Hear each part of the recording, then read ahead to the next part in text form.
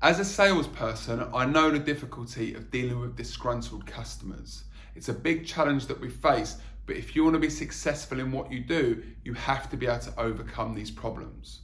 Now grab a pen and paper, because I'm going to go through some key points here that when you do get that phone call from the client, you're not going to be thinking, oh my God, not again, I can't be dealing with this person. Your mindset will be, if there's a problem, I'm going to fix it. So grab that pen and paper, we're going to go through this now. Now what this all rounds up to is you need to be tactful. You have to have a plan put together, and there's some key points here. So the first one is let them erupt. Let them get it all off their chest. Once they do that, they're going to feel a lot better. I'm sure you know, as your experience of being a customer, there's times when you've just let it all out and you felt so much better. So let them vent. Don't talk, listen to what they're saying. You need to be able to empathize. Sympathy is one thing, empathy is what makes a great salesperson. You've listened to the problem, you're going to be able to have a solution for them. You're not getting caught in the mix of it all. You're able to step out. You're able to have that bird's eye view, analyze it, and be able to come back to them with a solution. Now this leads into my next point. You have to acknowledge what they're saying. You can't be dismissive of the problem itself. They might be wrong, but there's no point calling them wrong, because as I've said in my videos before, if you want to tell a client that it's wrong, you're never going to hear from them again, because they're never going to admit to that. So acknowledge what they're saying. Be careful, be respectful, be polite, and then move on to the way that you're going to solve their problem. And you do this with the right tonality.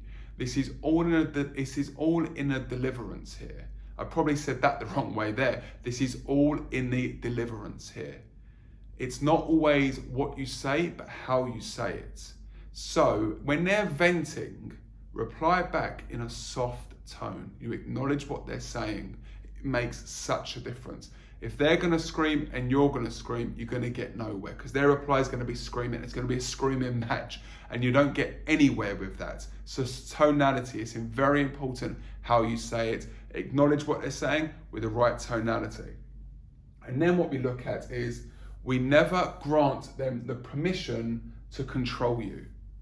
So I need you to know this, okay? The customer should always be right, but they shouldn't be so right it stops you from doing your job.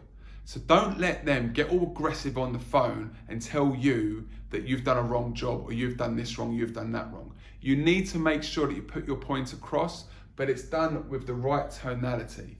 You can get a long way with the right tonality. I've been in so many situations where a client has come back and they've vented about a big situation, but because of my tonality, because I've acknowledged that there's a problem, and I've said that I'm going to be able to solve it, and they've trusted me because of the way I've come across to them, we've been able to move forward.